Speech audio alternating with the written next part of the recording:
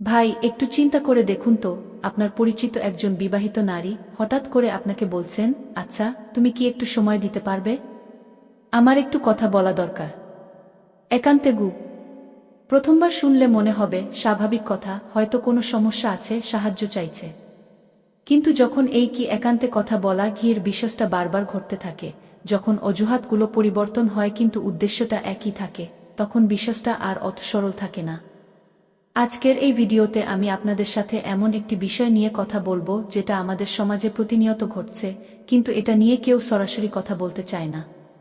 বিশ্বাসটা হলো, মনোবিজ্ঞান অনুযায়ী যখন একজন বিবাহিত নারী তার বিবাহবহির্ভূত কোনো পুরুষের সাথে একা সময় কাটাতে চান, তখন তিনি কোনো অজুহাত ব্যবহার করেন, এবং সেই অজুহাতগুলোর পেছনে মনোবৈজ্ঞানিক কারণ কি।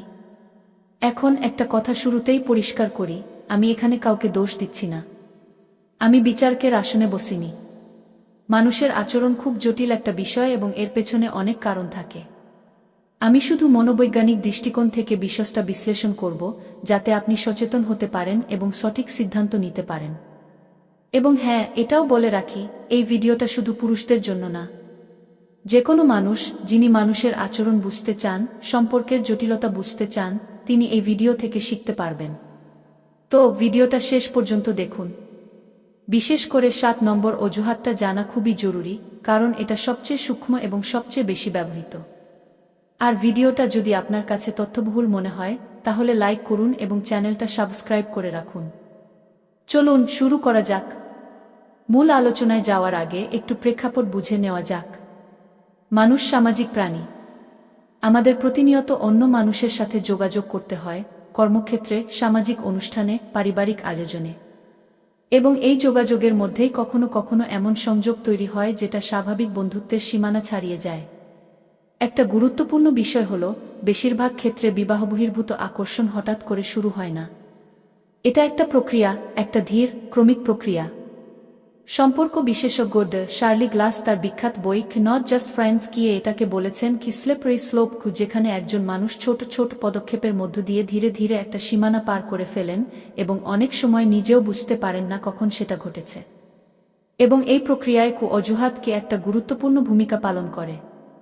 মনোবিজ্ঞানে এটাকে বলা হয় রেশনালাইজেশন, যেখানে একজন মানুষ তার অনুচিত আচরণকে যুক্তিসঙ্গত করার জন্য নানা ধরনের অজুহাত তৈরি করেন। এটা একটা ডিফেন্স মেকানিজম, যেটা সিগমন্ড ফ্রয়েড প্রথম চিহ্নিত করেছিলেন। তো এই অজুহাতগুলো কি কি? চলুন একটা একটা করে জানি। অজুহাত 1, তোমার কাছে একটু পরামর্শ চাইতে চাইছিলাম, একান্তে বলা ভালো। এটা সবচেয়ে সাধারণ এবং সবচেয়ে নিরীহ দেখতে অজুহাত। এবং ঠিক এই কারণেই এটা সবচেয়ে কার্যকর। কিভাবে কাজ করে? ধরুন, একজন বিবাহিত নারী আপনাকে বলছেন, আচ্ছা, আমার একটা সমস্যা আছে।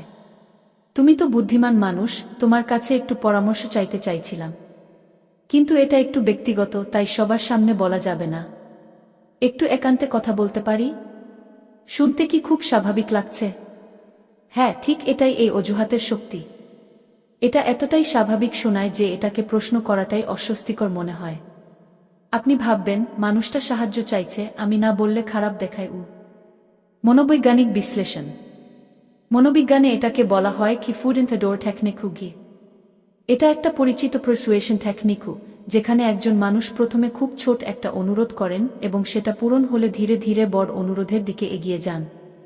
প্রথমে পরামর্শ চাই কি এটা ছোট অনুরোধ। আপনি রাজি হলেন। তারপর একান্তে দেখা হলো। সেখানে কিছু ব্যক্তিগত কথা শেয়ার হলো। এতে একটা ইমোশনাল ইন্টিমেসি তৈরি হলো। এবং এই ইমোশনাল ইন্টিমেসি হলো ফিজিক্যাল ইন্টিমেসির প্রথম সিডি। কিভাবে বুঝবেন এটা সত্যিকারের পরামর্শ চাওয়া নাকি অজুহাত? কিছু লক্ষণ দেখুন। সমস্যাটা কি এমন যেটা অন্য কোনো বিশ্বস্ত মানুষের কাছেও বলা যেত? যদি হ্যাঁ, তাহলে কেন নির্দিষ্টভাবে আপনাকেই বেছে নিচ্ছেন? পরামর্শ চাওয়ার সময় কি একান্তে থাকার উপর অত্যধিক জোর দিচ্ছেন?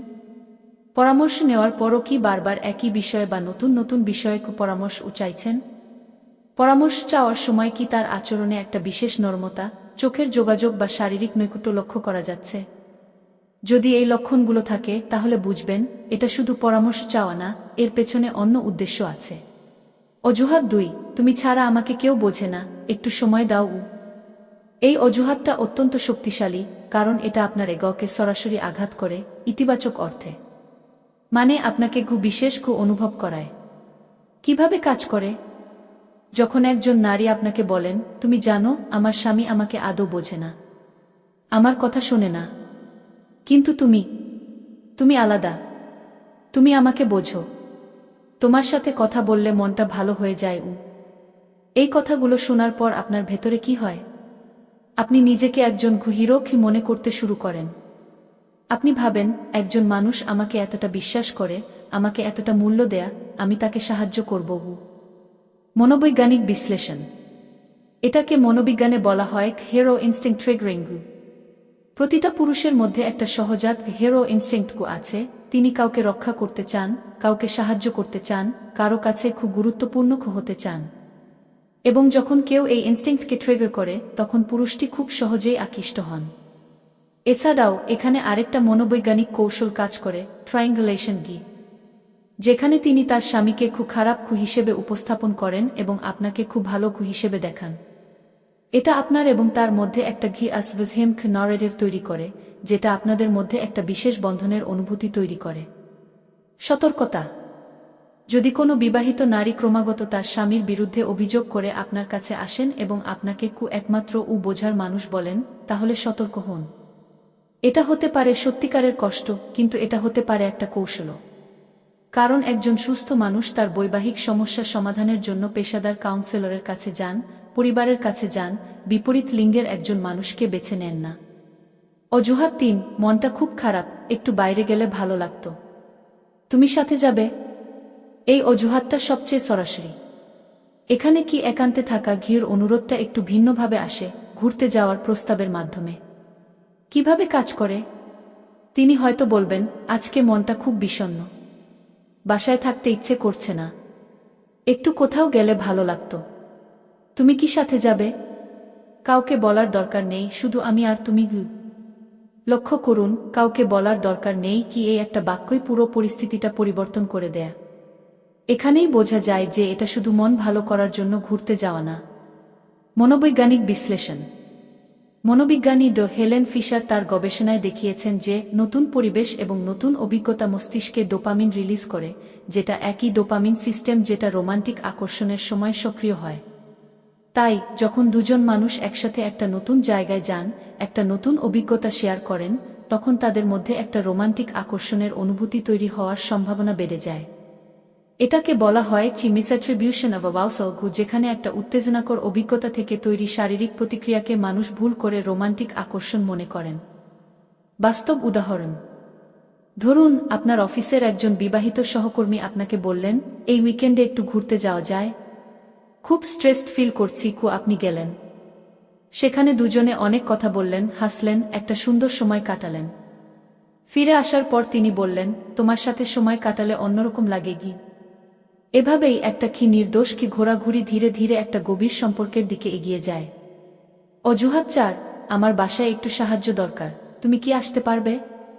এই অজুহাতটা একটু ভিন্ন, কারণ এখানে তিনি আপনাকে তার ব্যক্তিগত স্থানে, তার বাড়িতে আমন্ত্রণ জানাচ্ছেন। কিভাবে কাজ করে? আমার কম্পিউটারটা ঠিক করতে হবে, তুমি তো ভালো বোঝো, অথবা একটা ফার্নিচার সরাতে হবে, একটু হেল্প করবে? অথবা বাচ্চাকে একটু পড়াতে পারবে? এগুলো শুনতে খুবই সাধারণ অনুরোধ মনে হয়, কিন্তু লক্ষ্য করুন, এই অনুরোধগুলোর মাধ্যমে তিনি আপনাকে এমন একটা জায়গায় নিয়ে আসছেন যেখানে আপনারা দুজন সম্পূর্ণ একান্তে থাকবেন, এবং সেটা তার নিজের বাড়ি, যেটা সবচেয়ে ব্যক্তিগত এবং সবচেয়ে নিরাপদ জায়গা। মনোবৈজ্ঞানিক বিশ্লেষণ। এনভায়রনমেন্টাল সাইকোলজিতে একটা ধারণা আছে, টেরিটোরিয়াল বিহেভিয়ার। মানুষ তার নিজের স্থানে সবচেয়ে বেশি আরামদায়ক এবং আত্মবিশ্বাসী অনুভব করে। যখন একজন নারী আপনাকে তার বাড়িতে আমন্ত্রণ জানান, তখন তিনি আসলে আপনাকে তার সেফ জোন নিয়ে আসছেন, যেখানে তিনি নিজেকে সবচেয়ে বেশি স্বচ্ছন্দ এবং নিয়ন্ত্রণে অনুভব করেন। এছাড়াও প্রপিনকুয়েরি এফেক্ট নামে একটা মনোবৈজ্ঞানিক ধারণা আছে, যেটা বলে দুজন মানুষ যত কাছাকাছি থাকে এবং যত ঘন ঘন দেখা হয়, তাদের মধ্যে আকর্ষণ তত বাড়ে। তাই বাড়িতে একান্তে থাকাটা এই আকর্ষণকে আরও বাড়িয়ে দেয়। কিভাবে বুঝবেন? এই ধরনের সাহায্যের অনুরোধ কি স্বামী বাড়িতে না থাকলেই আসে? সাহায্য করতে গেলে কি তিনি অস্বাভাবিক রকম সাজগোজ করে থাকেন? সাহায্যের কাজ শেষ হওয়ার পরও কি তিনি আপনাকে থাকতে বলেন, চা খেতে বলেন, গল্প করতে বলেন? এই ধরনের অনুরোধ কি ক্রমাগত বাড়ছে? অজুহাত ৫, তোমাকে একটা জিনিস দেখাতে চাই, কিন্তু এখানে না, একটু আসো। এই অজুহাতটা কৌতূহল তৈরি করে, এবং কৌতূহল মানুষকে চালিত করার সবচেয়ে শক্তিশালী হাতিয়ারগুলোর একটা। কিভাবে কাজ করে?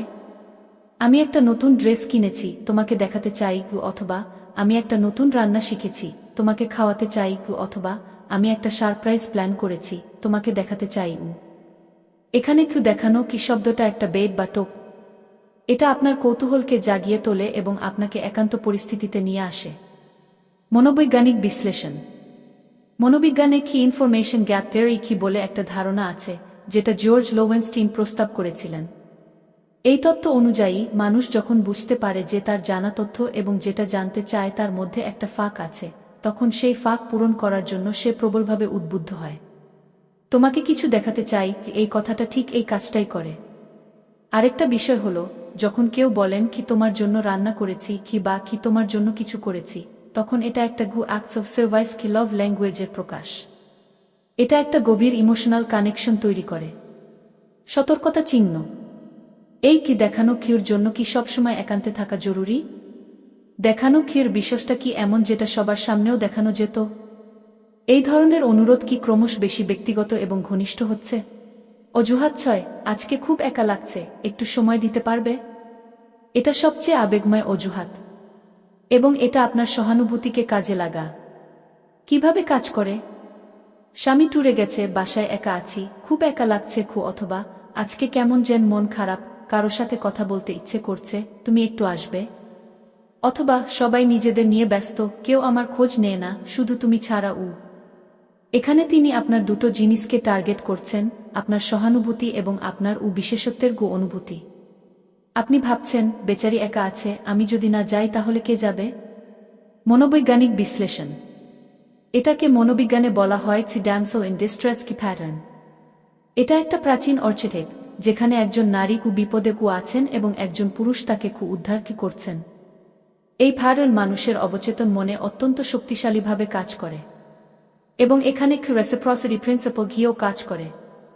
যখন আপনি তাকে সময় দেন, তার পাশে থাকেন, তখন তিনি একটা কৃতজ্ঞতার অনুভূতি তৈরি করেন, এবং এই কৃতজ্ঞতা ধীরে ধীরে আকর্ষণের রূপ নেয়। একটা গুরুত্বপূর্ণ কথা এখানে বলে রাখা দরকার, সত্যি সত্যি অনেক মানুষ একাকিত্বে ভোগেন এবং তাদের সত্যিই সাহায্য দরকার হয়। তাই প্রতিটা ক্ষেত্রে সন্দেহ করাটাও ঠিক না, কিন্তু পার্থক্যটা বোঝা দরকার। যদি একজন বিবাহিত নারী ক্রমাগত শুধু আপনাকেই ডাকেন, শুধু একান্তেই থাকতে চান এবং অন্য কোনো বিশ্বস্ত মানুষকে এড়িয়ে চলেন, তাহলে বিষয়টা নিয়ে সচেতন হওয়া উচিত। অজুহাত ৭, আমরা তো শুধু বন্ধু, এতে সমস্যা কি? সবচেয়ে বিপজ্জনক। এটাই সেই অজুহাত যেটা আমি শুরুতে বলেছিলাম, সবচেয়ে সূক্ষ্ম, সবচেয়ে বেশি ব্যবহৃত এবং সবচেয়ে বিপজ্জনক। কেন এটা সবচেয়ে বিপজ্জনক? কারণ এটা একটা ইউনিভার্সাল শিল্ড, কি একটা সর্বজনীন ঢাল, যেটা দিয়ে যে কোনো আচরণকে জাস্টিফাই করা যায়। আমরা শুধু বন্ধু, তাই একসাথে সময় কাটানোতে দোষের কিছু নেই। আমরা শুধু বন্ধু, তাই একান্তে কথা বলার সমস্যা কি? আমরা শুধু বন্ধু, তাই রাতে ফোনে কথা বলায় কোনো সমস্যা নেই। এই শুধু বন্ধু বাক্যটা একটা ইনভিজিবল বাউন্ডারি তৈরি করে, যেটা বাস্তবে কোনো বাউন্ডারি না, কিন্তু শুনতে মনে হয় সবকিছু ঠিক আছে। মনোবৈজ্ঞানিক বিশ্লেষণ। শার্লি গ্লাস, যার কথা আমি আগেও বলেছিলাম, তিনি তার গবেষণায় দেখিয়েছেন যে বেশিরভাগ বিবাহবহির্ভূত সম্পর্ক শুরু হয় বন্ধুত্ব থেকে। তিনি বলেছেন, যখন একজন বিবাহিত মানুষ বিপরীত লিঙ্গের কারো সাথে এমন কিছু শেয়ার করতে শুরু করেন যেটা তিনি তার স্বামী বা স্ত্রীর সাথে শেয়ার করেন না, তখনই বন্ধুত্বের জানালা খুলে যায় এবং বিয়ের দেয়াল তৈরি হয়। তিনি এটাকে opening the window, closing the wall বলেছেন। স্বাভাবিক অবস্থায় একটা সুস্থ বিয়েতে স্বামী স্ত্রীর মধ্যে একটা খোলা জানালা থাকে, তারা সবকিছু শেয়ার করেন, এবং বাইরের মানুষদের সাথে একটা দেয়াল থাকে, কিছু বিষয় শেয়ার করা হয় না।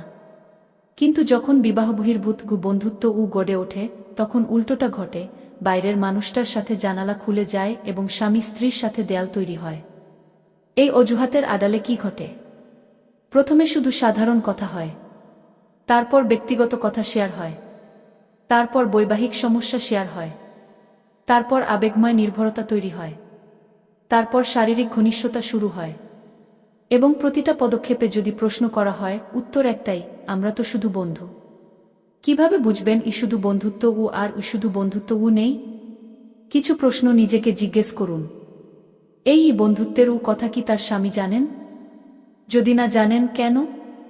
আপনাদের কথোপকথনে কি এমন কিছু আছে যেটা তার স্বামী শুনলে অস্বস্তি বোধ করতেন? আপনি কি এই সম্পর্কটা নিয়ে আপনার পরিবার বা বন্ধুদের কাছে খোলামেলা বলতে পারেন? তিনি কি আপনার সাথে একান্তে থাকার সময় এমন আচরণ করেন যেটা শুধু বন্ধুদের মধ্যে সাধারণত হয় না? যদি এই প্রশ্নগুলোর উত্তর আপনাকে অস্বস্তিতে ফেলে, তাহলে বুঝবেন এটা শুধু বন্ধুত্ব এর সীমানা ছাড়িয়ে গেছে। এতক্ষণ আমি 7টি অজুহাত নিয়ে বিস্তারিত আলোচনা করলাম। এখন কিছু অত্যন্ত গুরুত্বপূর্ণ কথা বলা দরকার। 1. এই ভিডিও দেখে কাউকে সন্দেহ করা শুরু করবেন না। এটা সবচেয়ে গুরুত্বপূর্ণ কথা। মানুষ অনেক কারণেই সাহায্য চায়, পরামর্শ চায়, সময় চায়। তার মানে এই না যে সবাই খারাপ উদ্দেশ্য নিয়ে আসছেন। এই ভিডিওর উদ্দেশ্য হলো সচেতনতা তৈরি করা, সন্দেহ তৈরি করা না। কনটেক্সট বুঝুন, প্যাটার্ন বুঝুন, কিন্তু কাউকে প্রমাণ ছাড়া অভিযুক্ত করবেন না। 2. নিজের সীমানা জানুন। আপনি যদি বুঝতে পারেন যে একজন বিবাহিত নারী আপনার প্রতি স্বাভাবিকের চেয়ে বেশি আগ্রহ দেখাচ্ছেন, তাহলে আপনার দায়িত্ব হলো সীমানা টানা। মনে রাখবেন, এই সম্পর্কে শুধু দুজন মানুষ জড়িত না, জড়িত আছে একটা পরিবার, সন্তান, সমাজ। আপনার এক মুহূর্তের দুর্বলতা অনেক মানুষের জীবন ধ্বংস করতে পারে। 3. দোষ কার? এই চিন্তা ছেড়ে দিন। সম্পর্কে সমস্যা হলে দোষ খোঁজাটা স্বাভাবিক, কিন্তু উচিত না। যদি একজন নারী তার বিয়ের বাইরে মনোযোগ খুঁজতে যান, তাহলে তার পেছনে হয়তো শত শত কারণ আছে। আবেগের অভাব, স্বামীর অবহেলা, মানসিক সমস্যা, শৈশবের ক্ষত। কিন্তু কারণ যাই হোক, সমাধান হলো সুস্থ যোগাযোগ এবং পেশাদার সাহায্য, বিশ্বাসঘাতকতা না। 4. পুরুষরাও একই কাজ করেন। এই ভিডিওতে আমি নারীদের অজুহাত নিয়ে কথা বলেছি, কিন্তু সত্যি বলতে পুরুষরা একই ধরনের এবং আরও বেশি কৌশল ব্যবহার করেন। তাই এটাকে শুধু নারীদের সমস্যা মনে করবেন না। এটা মানুষের সমস্যা, লিঙ্গ নির্বিশেষে। 5. যদি আপনি নিজেই এই পরিস্থিতিতে থাকেন, আপনি যদি একজন বিবাহিত নারী হন এবং এই ভিডিও দেখে মনে হচ্ছে আপনি নিজেই এই পথে এগিয়ে যাচ্ছেন, তাহলে একটু থামুন। নিজেকে জিজ্ঞেস করুন, আপনি কি চান? আপনার বিয়েতে কি সমস্যা? সেই সমস্যার সমাধান কি সত্যিই বাইরে অন্য কারো সাথে সম্পর্কে? নাকি সমাধান আছে আপনার স্বামীর সাথে সুস্থ কথোপকথনে, অথবা একজন পেশাদার থেরাপিস্টের সাহায্যে? 6. সন্তানদের কথা ভাবুন। প্রতিটা সিদ্ধান্তের আগে আপনার সন্তানদের কথা ভাবুন। গবেষণায় দেখা গেছে, বাবা মার বিশ্বাসঘাতকতা সন্তানদের মানসিক স্বাস্থ্যে দীর্ঘমেয়াদী ক্ষতি করে। Trust issues, attachment problems, anxiety, depression, এগুলো সারা জীবন বয়ে বেড়াতে হয়। তো এই ছিল আজকের আলোচনা, 7টি অজুহাত যেগুলো মনোবিজ্ঞান অনুযায়ী একটা নির্দিষ্ট প্যাটার্ন অনুসরণ করে এবং যেগুলো সম্পর্কে একটা বিশেষ ইঙ্গিত বহন করে। আবারও বলি, এই ভিডিওর উদ্দেশ্য সচেতনতা, সন্দেহ তৈরি করা না। প্রতিটা পরিস্থিতি আলাদা এবং প্রতিটা মানুষ আলাদা। কাউকে বিচার করার আগে তার পরিস্থিতি বোঝার চেষ্টা করুন। আমি বিশ্বাস করি, প্রতিটা সম্পর্ক সুন্দর হতে পারে যদি দুজন মানুষ একে অপরের প্রতি সৎ থাকেন, একে অপরের আবেগময় প্রয়োজনগুলো পূরণ করেন এবং সমস্যা হলে সুস্থভাবে সেটা সমাধান করেন।